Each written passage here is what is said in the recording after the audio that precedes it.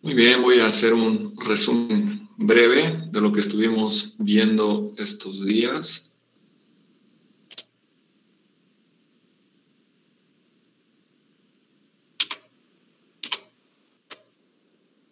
Bueno, estamos tratando de encontrar la mejor forma de administrar la fluidoterapia. Hay varios escenarios para eso. Para la reanimación, en caso de que haya déficit de volumen, como un paciente con hipovolemia aguda, la fluidoterapia de reemplazo cuando hay déficit de agua y de los electrolitos sodio, potasio, cloro, calcio, magnesio y fósforo.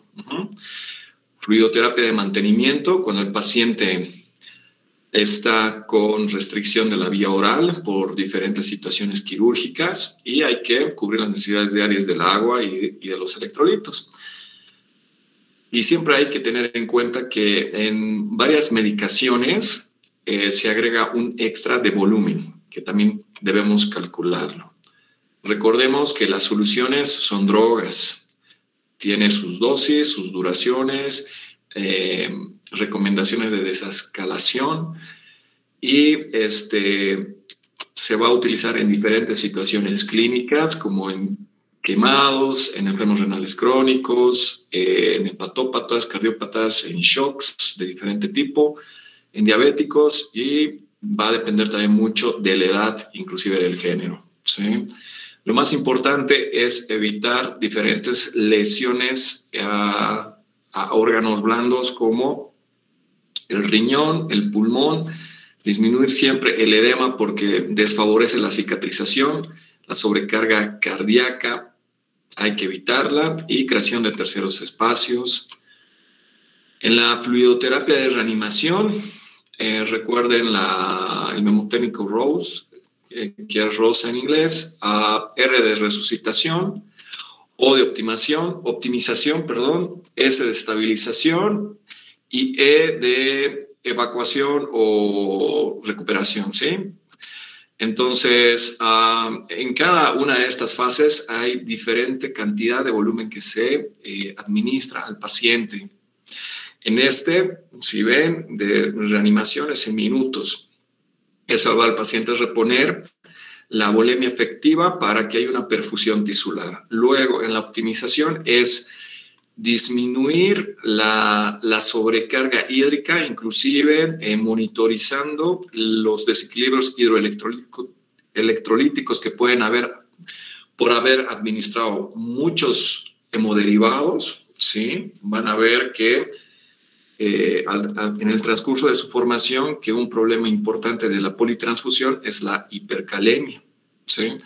Luego, en unos días está la estabilización, es monitorizar adecuadamente el balance positivo y negativo para restablecer la homeostasis. Y luego lo que viene a ser la recuperación, evacuación, dura varias veces semanas, inclusive ya el paciente ya se podría dar de alta. Y como ven en desde la E en la gráfica adelante, inclusive llega a tener varias semanas, incluso meses de recuperación. Es así que cuando un paciente tiene lesión renal aguda por bajo de volumen, falta de perfusión en el riñón, a veces llega a recuperarse la función hasta se ve la recuperación del riñón a los 3 meses. Entonces, en cada de estas fases tenemos que ver adecuadamente la cantidad de volumen que se le va a aplicar al paciente, recomendaciones de ingesta de diferentes alimentos, por ejemplo, en la recuperación. Paciente que ha cursado con lesión renal aguda, por ejemplo, vamos a evitar exceso de consumo de sal, de potasio, por ejemplo. Muy bien. Tenemos diferentes objetivos preoperatorios, transoperatorios y posoperatorios en la fluidoterapia que hemos estado viendo. Sin embargo, sabemos que la mejor hidratación, la mejor reposición de electrolitos, nutrientes, etcétera, es por la vía oral. No hay mejor que ella. Entonces, hay que disminuir siempre la duración de la fluidoterapia. Y cuando recomendamos la hidratación oral, lo mínimo es de 25 a 35 mililitros por kilo de los líquidos por día en el periodo de recuperación. Es lo mínimo que debería consumir el paciente para no estar deshidratado, no exista ningún desequilibrio hidroelectrolítico. Y obviamente, bueno, estas recomendaciones es en pacientes adultos y los estudios que han hecho son de 70 a 80 kilos de ellos. Hemos hablado de la hidratación, la hemos definido, empezamos a conocer varios instrumentos para poder catalogar las deshidrataciones, hipertónica, isotónica, hipotónica. Hemos entendido un poco de la fisiopatología para poder determinar diferentes acciones de fluidoterapia cuando el paciente tiene deshidratación hiperosmolar, isosmolar o hiposmolar, bueno, hipertónico, isotónico, hipotónico también. Casi vienen a ser sinónimos, ¿para qué complicarnos? Y cuando hay bajo, normal y elevado volumen. Entonces hay que situar muy bien al paciente dónde está para indicar la fluidoterapia respectiva. Hay diferentes marcadores objetivos de deshidratación. Les hablé de la relación creatinina-urea, bunicreatinina. Hablamos del NIU, que es una escala estadounidense que nos ayuda muy bien para saber si el paciente está hipo o hipervolémico. Los datos clínicos que muchas veces son poco confiables, la oliguria, cuánto debe tener el paciente de producción orina kilopeso hora. Recordar que los síndromes por cada electrolito a veces se sobreponen y es muy confuso muchas veces la clínica, y por eso hemos aprendido varias herramientas para poder cuantificar la deshidratación y la hipovolemia. Uno importante en ellos es la técnica de elevación pasiva de la pierna, que es un método de monitorización no invasiva. Se puede utilizar electrodos y los otros sistemas más invasivos como la medición de presión venosa central o cateterismo arterial tampoco son tan fidedignos, y hay que reunir siempre en conjunto los datos para determinar la fluidoterapia en el paciente.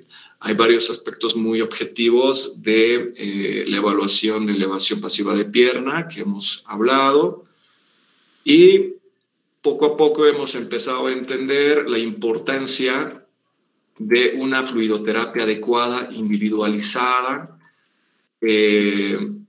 y todo en circunstancias perioperatorias del paciente, ¿sí? ¿Cuándo suspender? ¿Por qué es tan importante suspender lo más pronto posible la fluidoterapia? Y siempre individualizarla aquello, ¿no? A continuación vimos sobre las soluciones parenterales, ¿sí?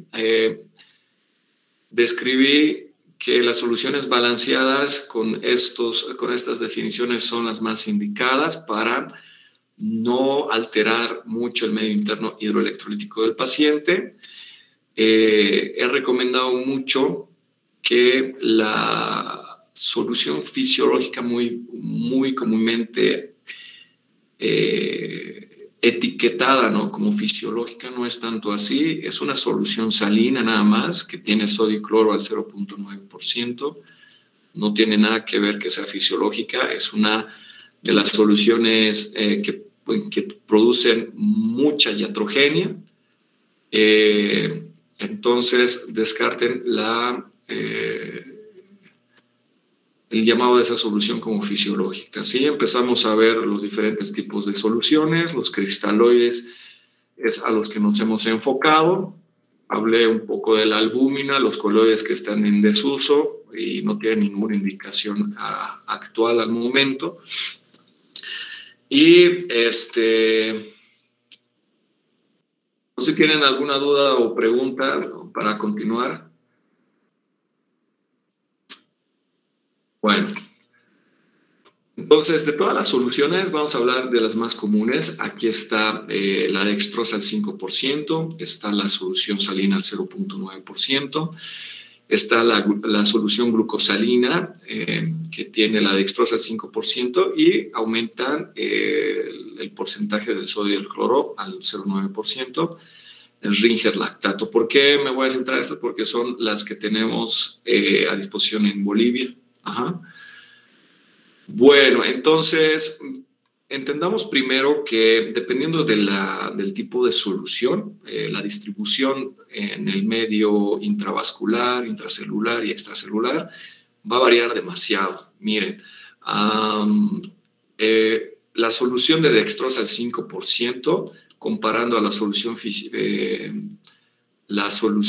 salina, fíjense que es un medio intracelular varía demasiado, ¿no? Y junto con las otras soluciones. Al 0,45% la solución salina, y también compara con la albúmina. Entonces, hay diferentes distribuciones por las diferencias tónicas que tiene cada solución. Entonces, eso recordemos muy bien. Voy a empezar a hablar de la solución salina. Aquí tenemos la composición, sodio, cloro en estos 1000 equivalentes por litro, y no tiene ningún otro soluto más. Suma una osmolaridad de 308, entonces va a ser hiperosmótica, ¿no es cierto? Y este 154.000 equivalentes por litro no es nada fisiológico, porque lo fisiológico es del 98 a 106.000 equivalentes por litro del cloro, y del sodio hasta 145. Entonces, nada que ver, no es fisiológico. De hecho, ya comparando con el nivel del plasma, que es hasta 145, pues hay una sobrecarga de sodio, ¿no? ¿Verdad? Hay una hipernatremia que podemos fácilmente ocasionar al paciente, y aparte una acidosis hiperclorémica que va a estar. ¿Por qué sucede eso? Porque el cloro llega a la mácula densa, disminuye la secreción del sistema renina-angiotensina-aldosterona, resulta en la reducción de excreción de los iones hidrógeno, y promueven la acidosis metabólica. Entonces, esa acidosis hiperclorémica y una hipernatremia podemos causar fácilmente al paciente utilizando esta mal llamada solución fisiológica.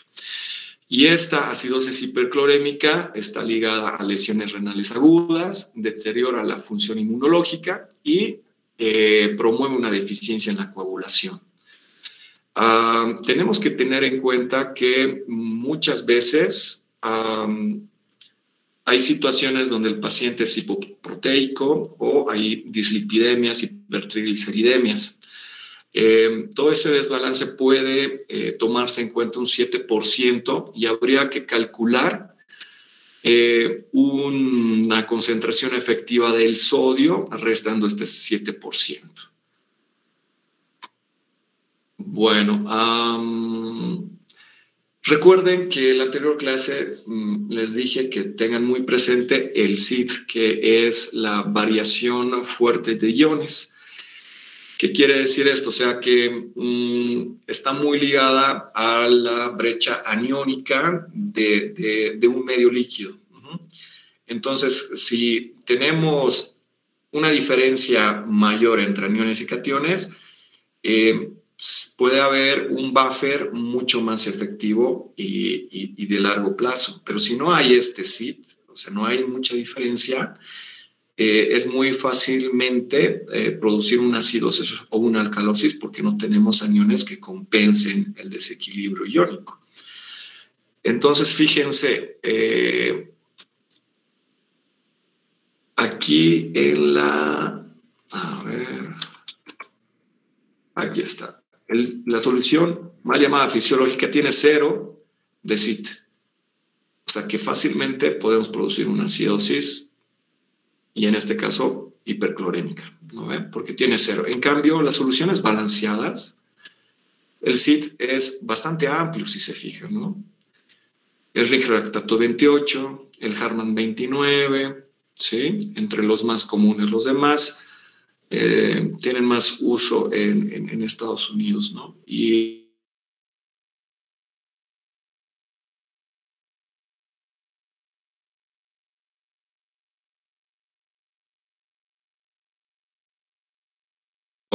comparado al 154 que tenía la. Entonces, si queremos tildar a una solución de más fisiológica, pues el Ringer lactato le gana en demasía, ¿no?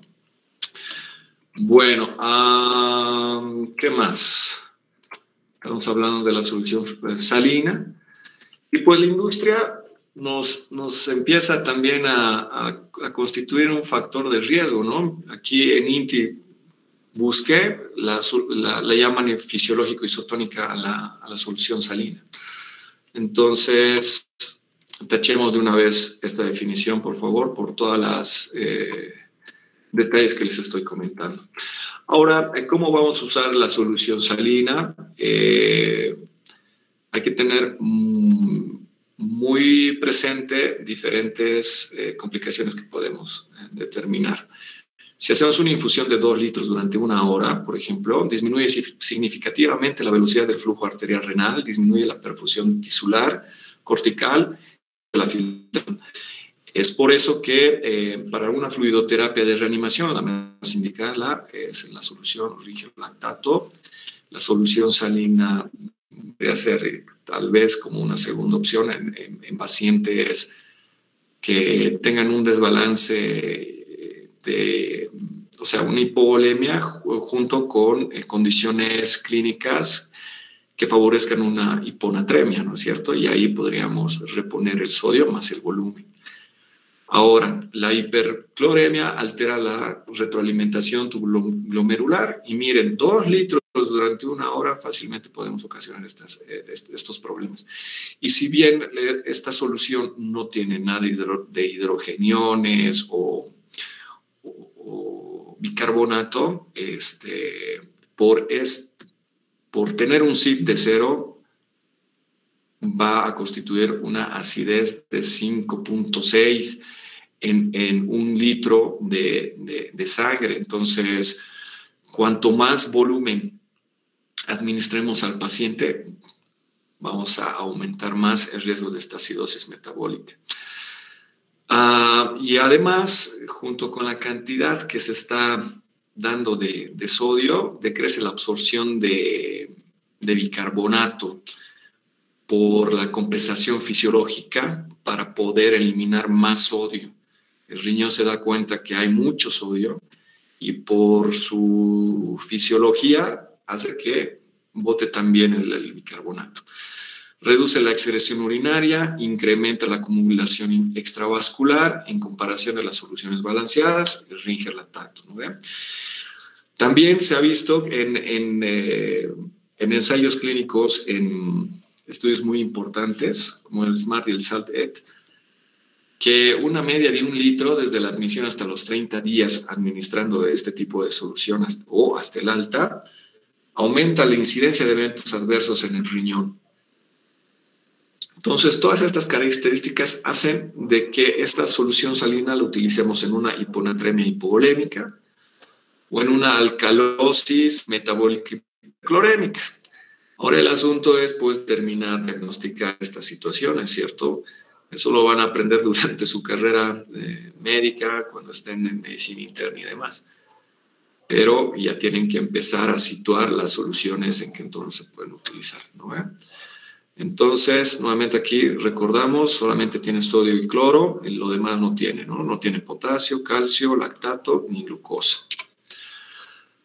Entonces, otras indicaciones es expandir el volumen para que se tenga una fracción de eyección adecuada en una hipovolemia, tratar la hipotensión alcalosis metabólica clorosensible, o sea, se está perdiendo cloro en esa situación, y la hiponatremia asociada con hipovolemia.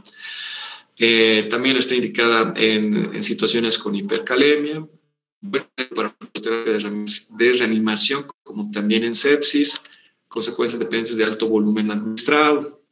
Esto es muy ligado, por ejemplo, hablando de circunstancias quirúrgicas en un paciente con TEC, en un paciente que es de cerebro, ¿no? En una neurocirugía, que tienen a la tendencia a la hiponatremia en ellos. Entonces, por alguna situación hay una hipovolemia en el paciente, entonces también la solución salina sí estaría indicada acá porque son pacientes que tienen condición que van a ir a la hiponatremia. Bueno, de esta solución salina le hicieron con una tendencia fisiológica recién cuando se la diluye a un 0.45%. Lamentablemente no la tenemos en Bolivia. ¿Y qué quiere decir eso? O sea, que en un litro le agregaron 500 ml más de agua. Es inapropiado para la reanimación inicial, pero sí está usado para la optimización y la estabilización. Recuerden, ¿no es cierto? La gráfica del Rose. ¿Por qué? Porque ya se está acercando a la cantidad de miel equivalentes que tiene el sodio y el cloro, ¿sí? Aquí la tenemos. Al 0.45%. Entonces disminuye la cantidad de miel equivalentes que tiene, ¿sí? ¿Sí se ve mi cursor? Bueno, aquí está, el 31, el 31, ¿sí? Pero sigue sin un CIT, ¿sí? Sigue en cero el CIT.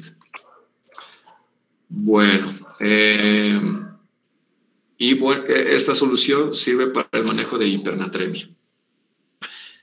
Para resumir, la solución salina también habría que cambiar la denominación normal. Varios artículos dicen que hay que cambiar ese es su término. Produce, ¿no?, hipercloremia y edema intersticial en lo que viene a ser el glomérulo.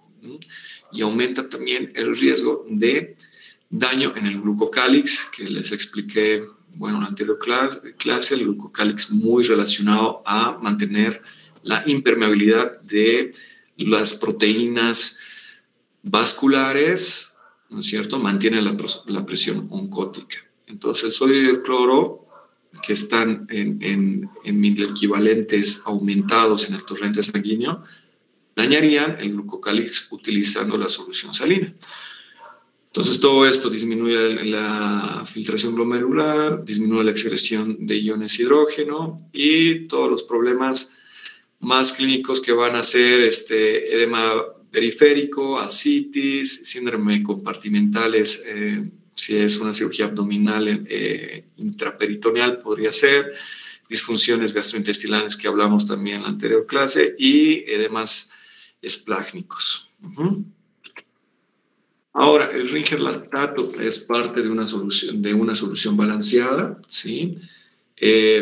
De excelencia tuviéramos aquí en Bolivia esta, su osmolaridad es muy baja a comparación también de la solución salina, como vemos aquí, y es mucho más rápidamente excretado a comparación de la solución salina, eso es también muy importante.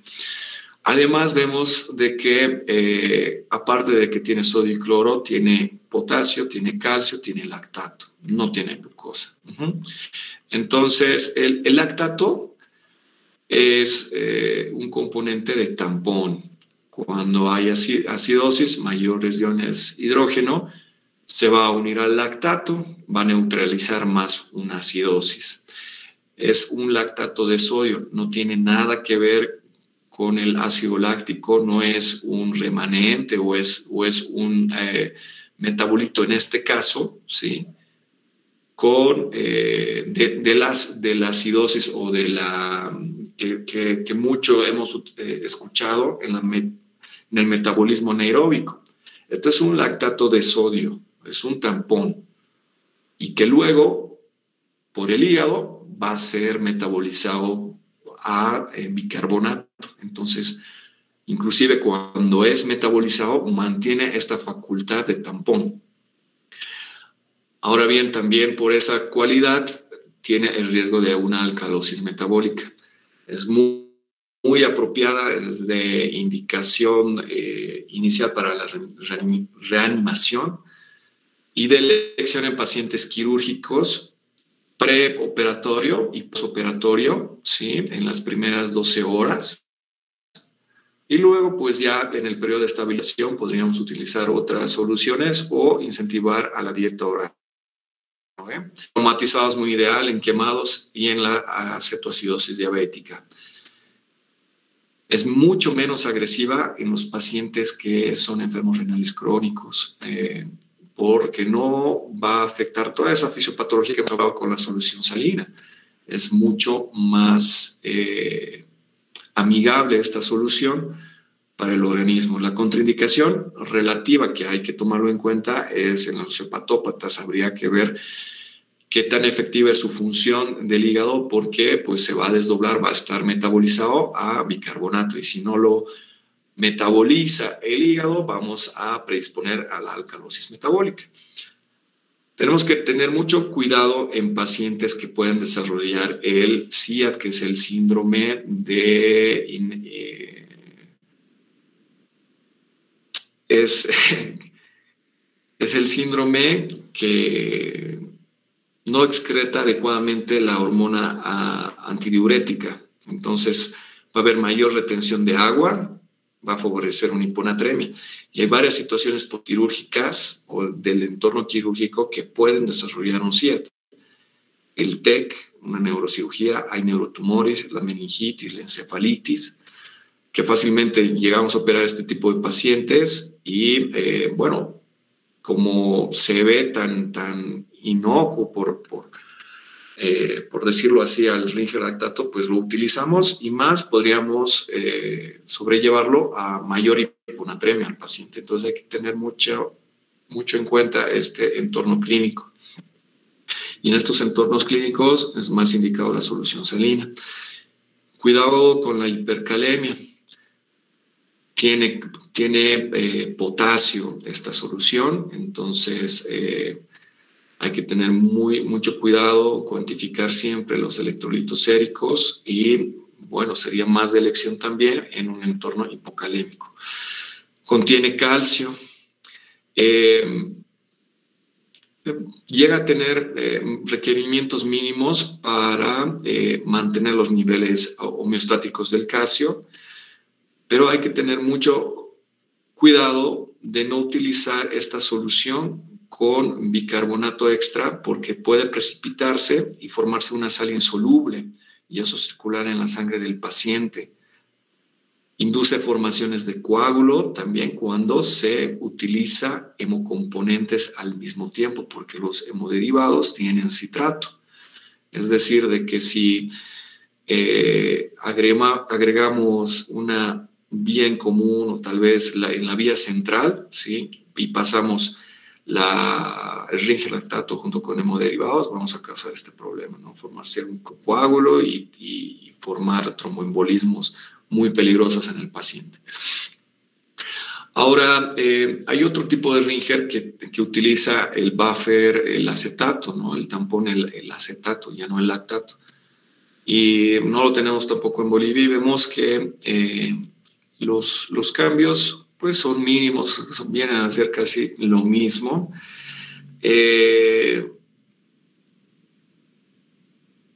Y a diferencia de la solución salina, vemos el CIT, ¿sí? Es muy amplio, ¿no? Miren, 28 y 27. Muy indicado para evitar una acidosis, para manejar en pacientes que están tendiendo a una acidosis, ¿sí? Por ejemplo, los pacientes sépticos, peritonitis, pacientes que han estado mucho tiempo en un shock hipovolémico. Entonces, el metabolismo anaeróbico, hay acidosis láctica, entonces hay que neutralizar. Bueno, entonces, parecería que es la más indicada el Ringer lactato, pero tenemos que tener en cuenta las contraindicaciones, ¿sí? Aquí se las resumo de todo lo que hemos estado hablando. Y el SIAD siempre recordar, ¿no? En este entorno clínico. Hay pacientes también con cáncer por sus factores inflamatorios, etcétera, que también predisponen a este cuadro del SIAD. Varias drogas que se asocian a este también. Ahora vamos a hablar de la dextrosa. Esta dextrosa tiene 5% de glucosa. Solamente tiene 50 gramos por cada litro, ¿sí? No tiene ningún otro electrolito. La más utilizada es al 5%, hay 10%, hay al 5% que se pueden utilizar cuando el paciente tiene hipoglucemias severas. Esta solución otorga 170 kilocalorías por litro, es rápidamente metabolizado y el agua es muy rápidamente distribuida al compartimiento intracelular, como vemos aquí en esta gráfica, ¿no vemos? A diferencia de la solución salina, ¿sí? Intracelularmente, pues casi, bueno, en realidad es 0. Si la diluyen al 0,45, 333, pero con la al 5% tenemos 667. Entonces, como hay mayor repartición intracelular y menos en la intravascular, por eso no se lo utiliza para reanimación. O sea, que le pases 2, 3, 4 litros al paciente de esta solución, rápidamente se va a ir al espacio intracelular, no va a quedar nada, no se utiliza para nada en la reanimación hipóvolémica. Solo 100 ml de 1 litro permanece intravascular, ¿sí? Corrige la hipernatremia y la hipoglucemia porque empieza a diluir el medio interno, produce hipocalemia, está contraindicado en una hiponatremia, obviamente, ¿no? O sea, estamos agregando solamente agua y glucosa, vamos a exacerbar mucho más una hiponatremia. No debe ser utilizada solo en pacientes que requieren fluidoterapia de reanimación debido a la hipovolemia, hipotensión, shock o alcalosis metabólica. Para mantener el requerimiento calórico se prefiere asociada a soluciones salinas. Y cuando se utiliza estas se llaman soluciones glucosalinas. Tenemos la glucosa, 50 gramos. No tiene nada de CIT. Ajá. Y la osmolaridades, una solución yendo a la hipotonicidad. Bueno, tenemos esas 3 soluciones más utilizadas. Las glucosalinas también van a variar mucho en el porcentaje de sodio, cloro, potasio que se pueda ver. Hay algunas soluciones que tienen más contenido de potasio y pues va a variar demasiado en la farmacéutica que provea al hospital. Entonces, lo que yo les recomendaría es que en el hospital, centro de salud que estén, pues se familiaricen siempre con qué tipo de soluciones está trabajando su centro y ver la composición, la cantidad de 1000 equivalentes que tienen por litro. Ahora vamos a ver la composición de los compartimientos de líquido para poder llegar a calcular la cantidad de solución que va a el paciente. Pues vemos aquí en el plasma, en el líquido intersticial y en los cationes y aniones, todos iguales, eso es la homeostasis, pero luego hay desequilibrios, hiper, ¿no? Hiponatremia, hipernatremia, acidosis, alcalosis, hipocalcemia, hipercalcemia, y así sucesivamente con los diferentes aniones y cationes que tenemos en nuestro cuerpo. Y bueno, pues cada electrolito es un mundo, ¿sí? Lo importante con el sodio es que ya hay mundialmente una recomendación por AOMS que se debería recomendar siempre que el paciente ingiera a lo mucho 2 gramos al día de sodio. Entonces, es la primera indicación postoperatoria que deberíamos hacer o preoperatoria al paciente que no consuma mucha sal. Hay que preguntar bien la dieta que lleva el paciente y pues Hay muchos estudios que demuestran que la sal no es nada inocua, no es solamente dar sabor a la comida, porque se ha visto de que 1 de cada 10 muertes por problemas cardiovasculares es atribuible a la sal. Entonces hay que cambiar bastante el estilo de vida del paciente para no tener asociaciones de hipernatremia y complicaciones a la larga del postoperatorio en el paciente. Entonces, es un mundo también lo del potasio, cuánto se debería administrar, en qué situaciones fisiológicas está, los diferentes síndromes cuando hay hiper o hipo de potasio. Entonces, es todo un mundo. El calcio igual es todo un mundo. El magnesio, todo un mundo. Fósforo, otro mundo. O sea que esto poco a poco van a estar aprendiendo, ¿no? En sí, lo que tenemos que resumir es que ya vimos que todos están iguales en cationes y aniones. ¿Cuáles son los más importantes? El sodio, el potasio, el calcio, el magnesio. Y, y por el otro lado, los que contrarrestan estos cationes, está el cloro, el bicarbonato, los sulfatos, los fosfatos, ácidos orgánicos, inclusive las proteínas también. Cada uno tiene diferentes concentraciones dependiendo en qué compartimiento va a estar.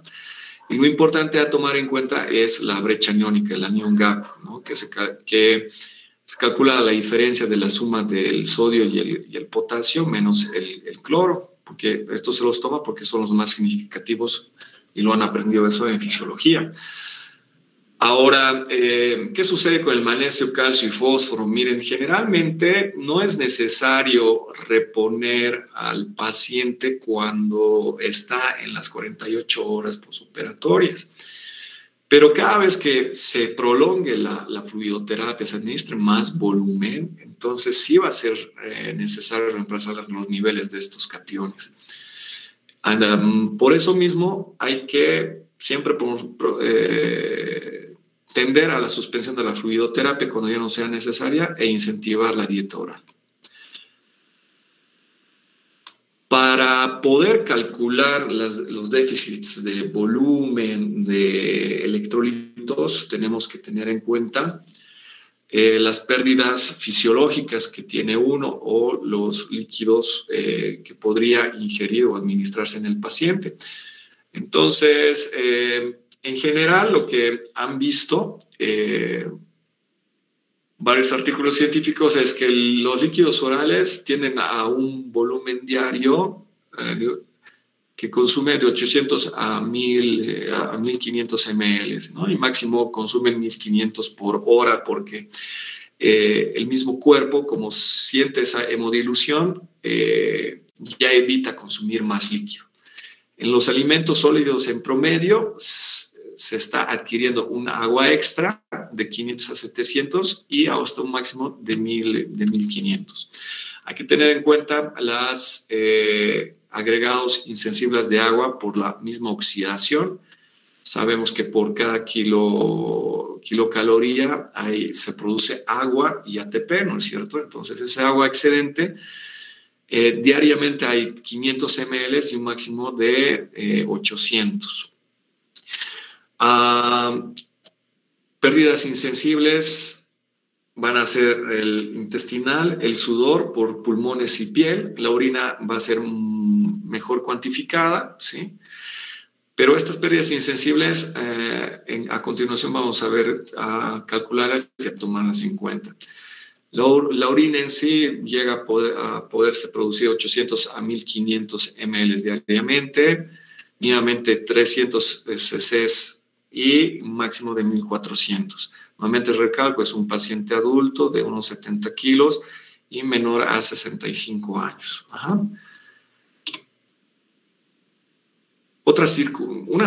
Hay que siempre circunscribir al paciente. ¿Dónde está el paciente, no?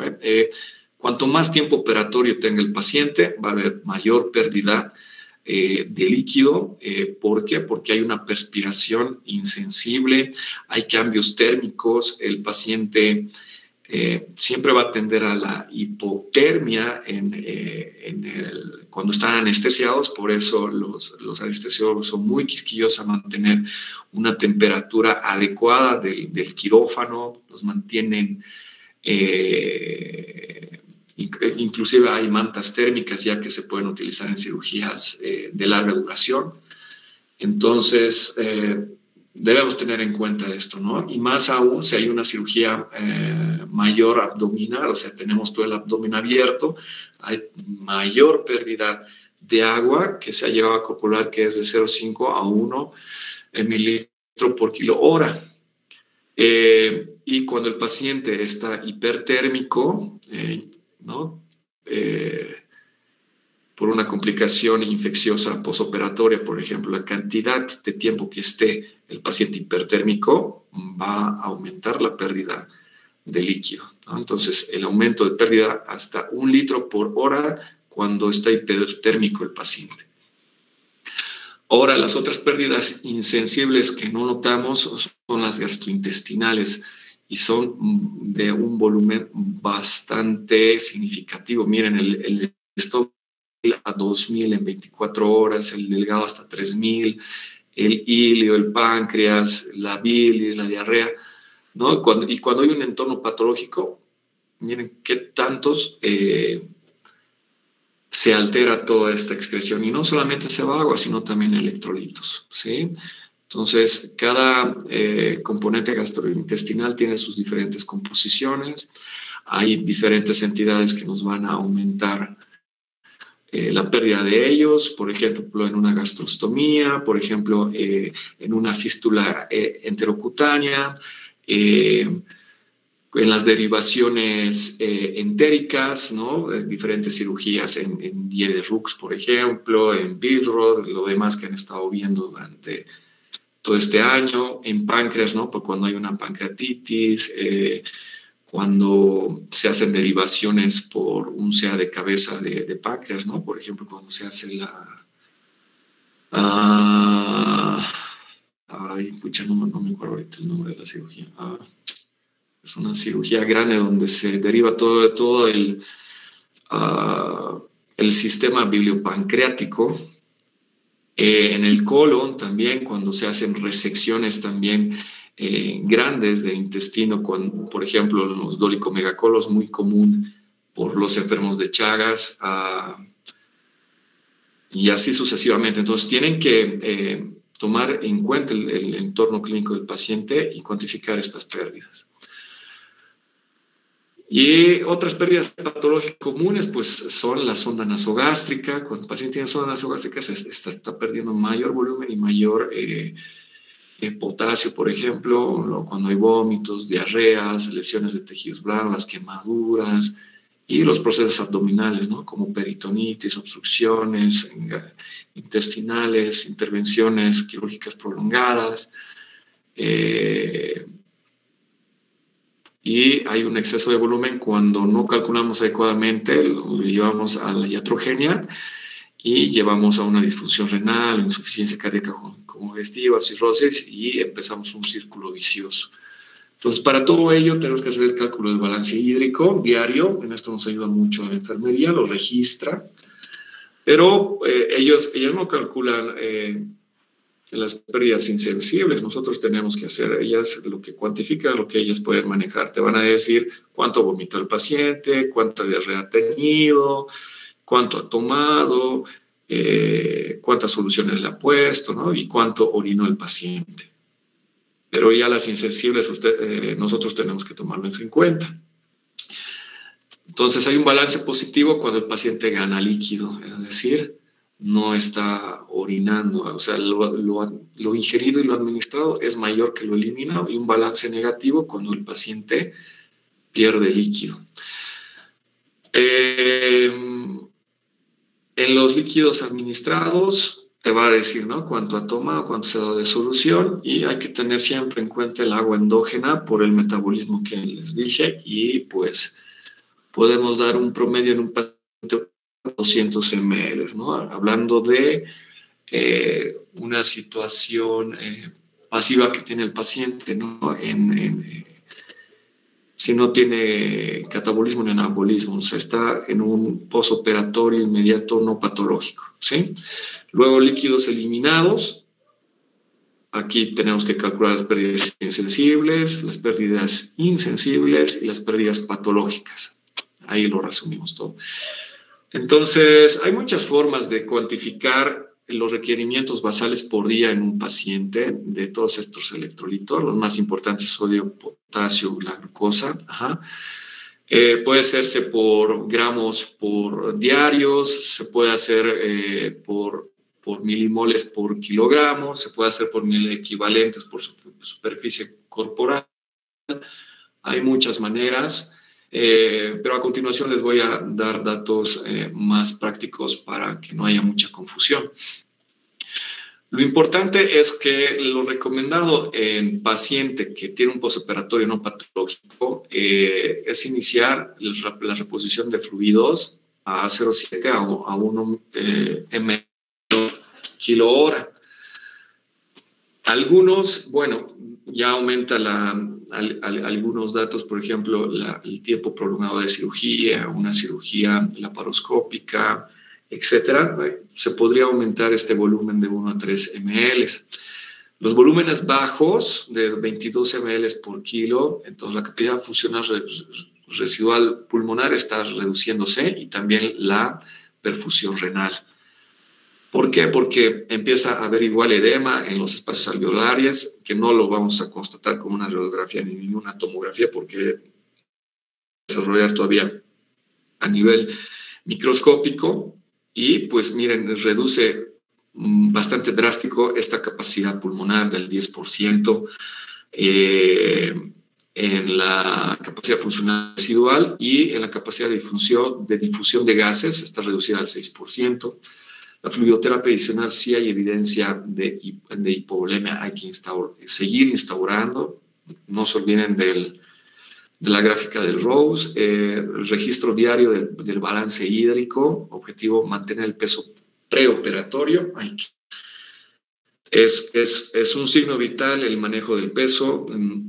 Lamentablemente todavía no es muy común en hospitalarios, hay que medir siempre el peso diario del paciente. Y la medición de electrolitos séricos diarios mientras dura siempre la fluidoterapia. Llevamos más de 48 horas con cualquier fluido, con cualquier solución en el paciente. Hagamos una medición de electrolitos séricos. Bueno, entonces, un método muy clásico y bastante sencillo es el método de Holliday-Segar, que se calcula tomando en cuenta los primeros 10 kilos, luego los segundos 10 kilos, y a eso se va a agregar por cada kilo adicional una cantidad de ml. Entonces, en los primeros 10 kilos, 100 ml por kilo, ¿sí? En los segundos 10 kilos reducimos a la mitad, a 50 ml por kilo, y luego por cada kilo adicional, 20 ml por kilo. Entonces, llevando la lógica de que, pues, un paciente cuanto más mayor es, menos agua tiene, cuanto más obeso es, también tiene menos agua, ¿entienden? Aunque se ve muy voluminoso el paciente, igual tiene menos agua en su compartimiento intracelular. Y de los electrolitos hay que tener en cuenta estos números, el 3, el 2 y el 5. ¿Por qué? Porque independientemente de cómo queramos calcular, ya sea por superficie corporal, por gramos diarios o milimoles por kilo de los electrolitos del sodio, potasio, cloro y la glucosa, en el sodio y el potasio, por cada 100 ml de líquido que administremos, vamos a tener que compensar con 3.000 equivalentes de sodio. Por cada 100 ml de agua que pasemos al paciente, tenemos que agregar 2.000 equivalentes de potasio. Y recordemos, ¿no? Sodio y potasio tiene el Ringer lactato, entonces hay que saber, ¿no? Si regular requerimientos con el paciente. Entonces, para que sea más entendible, de 0 a 10 kilogramos, 100 ml kilo hora, ¿no? Entonces, en los primeros 10 kilos tuviéramos ya 1 litro. Luego, de 10 a 20 tenemos otros un medio litro más.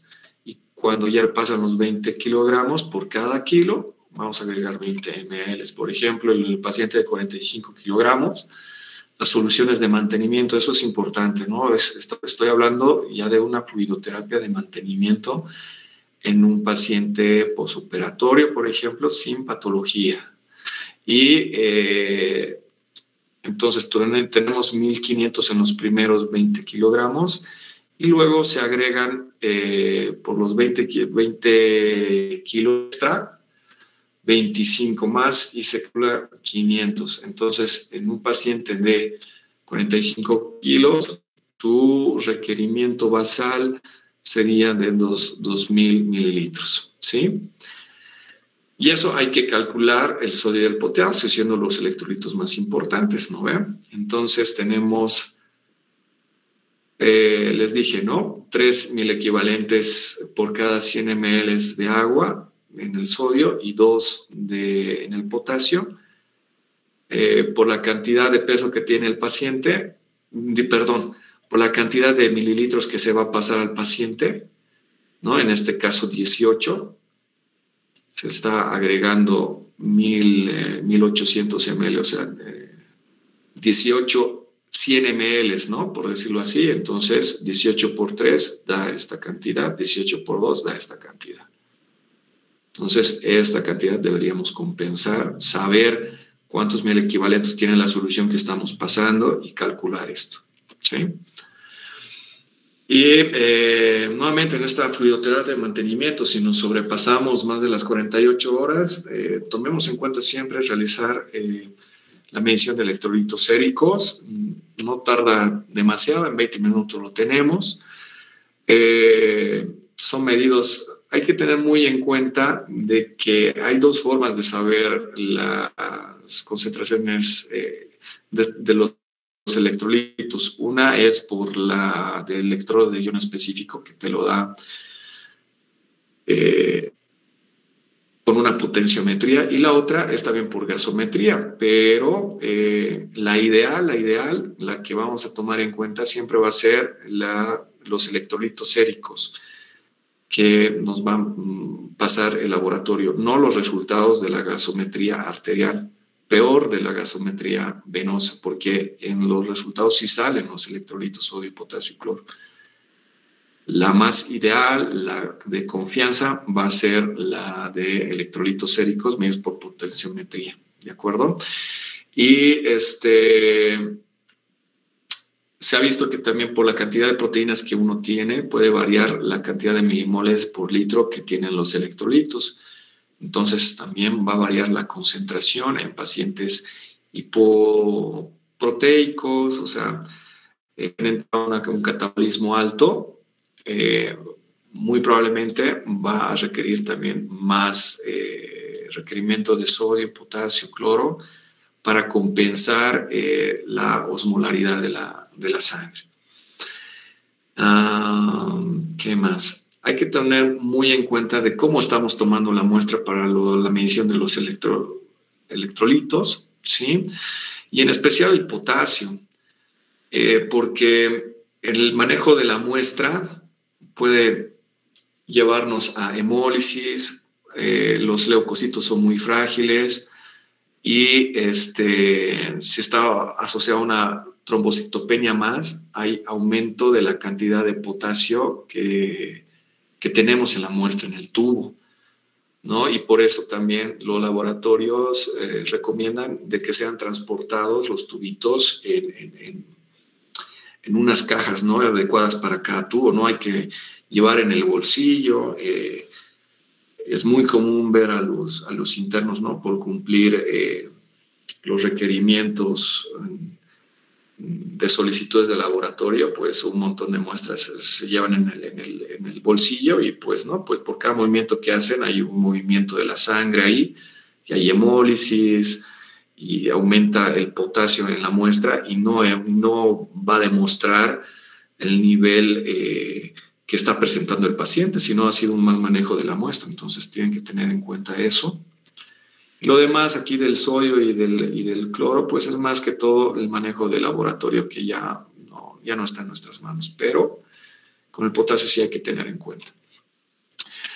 Ahora, cuando administramos potasio extra, quiero que tengan en cuenta de que no lo administremos con otros fluidos como, por ejemplo, la dextrosa al 5%. Es la glucosa y agua, ¿no es cierto? Es la dextrosa esa. Entonces, no la administremos con ella, solamente se debe administrar las ampolletas de KCl, de cloruro de potasio, en soluciones salinas. No debemos agregar por vía periférica más de 60 equivalentes porque produce flebitis, ¿sí? Para que podamos administrar más de 60 equivalentes, vamos a necesitar una vía central, por ejemplo, y en general, para llegar a estos 60 equivalentes no se deberían sobrepasar las 3 ampolletas de cloruro de potasio. Se debe pasar en una infusión lenta para evitar la hipercalemia abrupta y tener en cuenta que varias soluciones salinas o glucosalinas varía la cantidad de potasio que puede tener esta solución y hay que calcular esas más, ¿no es cierto? Y aparte, igualar la cantidad de osmolaridad que estamos teniendo en la solución. La solución ya tiene una osmolaridad determinada que hemos visto en las tablas. Agregamos el cloro, solamente tenemos en cuenta la cantidad de equivalentes que estamos pasando, pero se nos olvida luego la osmolaridad que estábamos calculando en la solución. Entonces hay que tener presente también la osmolaridad. ¿De acuerdo? Y otro componente que hay que tener mucho cuidado es el bicarbonato cuando se lo utiliza de manera extra. No es utilizado en fluidoterapia de reanimación porque incrementa el CO2 resultado por la acidosis intracelular. Tiene uso estricto solamente cuando el paciente presenta en su gasometría arterial un pH menor a 7.2. No se debe agregar el bicarbonato en la solución de Ringer lactato. No se debe administrar en pacientes con acidosis de diferente tipo, por ejemplo, láctica o diabética, a menos de que se tenga ese pH. Ajá. Y el bicarbonato de sodio no debería agregarse en una solución salina para evitar la sobrecarga de circulación, porque estas soluciones las van a volver más hipotónicas. Entonces, nuevamente, hay que calcular la cantidad de osmolaridad que tiene la solución. En resumen, hay que tener en cuenta el especialista, el médico que va a determinar la fluidoterapia. Tenemos que tener un manejo multidisciplinario en pacientes muy complicados, pacientes que al final pueden estar circunscritos especialistas como los cirujanos, nefrólogos, terapia intensiva y tener una comunicación idónea con todos ellos. Hay que tomar en cuenta que la solución es una droga, hay sus prescripciones determinadas, hay indicaciones, recomendaciones, contraindicaciones que hemos estado viendo. Y hay un escalón que en países de primer mundo ya lo están utilizando, que es los farmacéuticos van igual al pase de visita y van regulando, controlando los fármacos que están indicando los médicos. Es como que una un segundo paso de verificación de calidad en la atención del paciente. Farmacia, ver si realmente las soluciones que se están solicitando, se han indicado, no tiene alguna contraindicación en la asociación de medicamentos. Aún en ningún centro he visto aquí en Cochabamba que estén realizando este eslabón.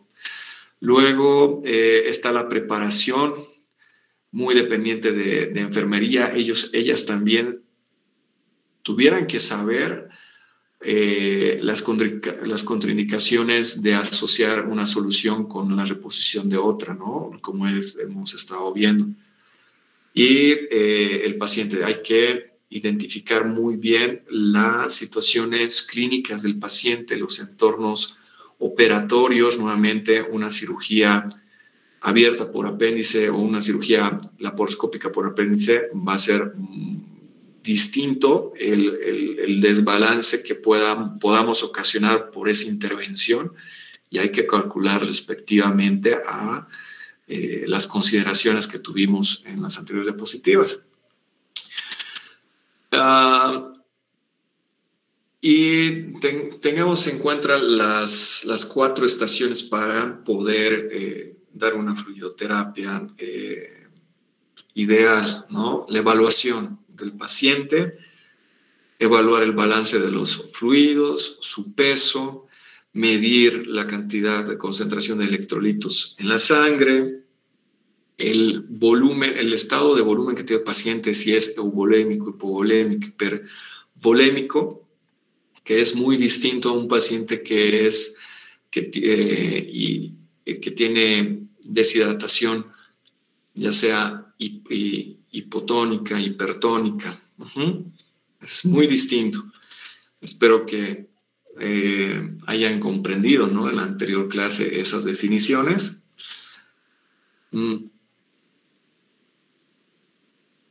Tener en cuenta el modo de monitorizar al paciente sobre las fluidoterapia. Ya saben las relaciones que hay de la creatinina, la urea, los signos clínicos, algunas intervenciones como el cateterismo central para la medición de la presión central, ecocardiografía, ecografía del sistema portal, etc. Todo eso para que se haga una prescripción dentro de las 24 horas del paciente, porque ya para el día siguiente ya el estado del paciente ha cambiado, ¿no? Entonces tiene que ser una evaluación diaria. Las indicaciones, ya hemos identificado muy bien la fluidoterapia que tiene que ser de resucitación, mantenimiento, de reemplazo y cuando agregamos medicaciones también está asociada la cantidad de líquidos que estamos infundiendo. Entonces, en cada uno, en resucitación, tenemos ciertas recomendaciones que van a ser muy distintas en las recomendaciones para una fluidoterapia de mantenimiento, ¿sí? Aquí ya estoy resumiendo todo lo que hemos visto en las diapositivas. En reemplazo es otra recomendación. Cuando utilizamos medicamentos se utiliza líquidos como vehículos, o cuando utilizamos hemoderivados también, hay que tenerlos en cuenta, ¿no es cierto? Aquí tienen todas sus recomendaciones igual. Y luego, cuando se prescribe, siempre tengamos en cuenta cuál es el fundamento, argumentar muy bien por qué se está dando esa fluidoterapia. Si uno no logra argumentar bien para sí mismo, entonces, y no sabemos qué también manejar la fluidoterapia, pues está también el nefrólogo o el terapista que tiene mayor experiencia para ello, y no hay que tener miedo de trabajar en equipo. Pero siempre tengamos en cuenta el tipo de solución, la tasa de infusión de la solución, el volumen que se da, la dosis, el cálculo electrolítico que se está tomando en cuenta, y las prescripciones de fluidos tienen que estar adaptadas a los desequilibrios hidroelectrolíticos que puede tener el paciente. El manejo tiene que estar relacionado al plan de fluido que hemos determinado en ese momento, pero a las 24 horas después tenemos que reevaluar. Y qué mejor hacerlo por la medición de electrolitos séricos.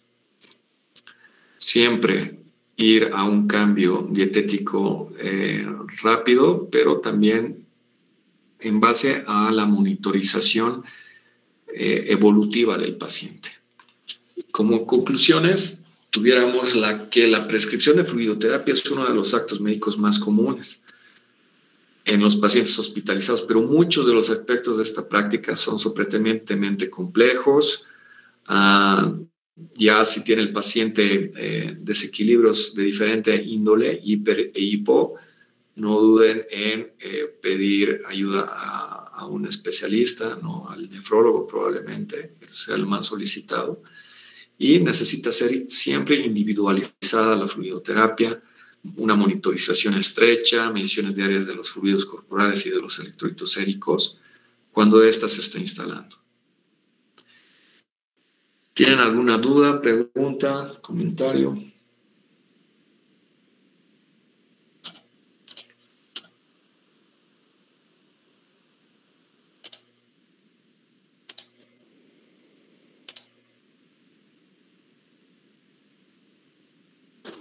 Bueno, entonces espero que les sirva mucho y que les vaya bien en su examen de mañana, ¿no? Ese es el miércoles, ¿no? Todo lo mejor, vayan a estudiar y nos vemos. Gracias, doctor. Hasta luego. Gracias, doctor. Chao, hasta luego.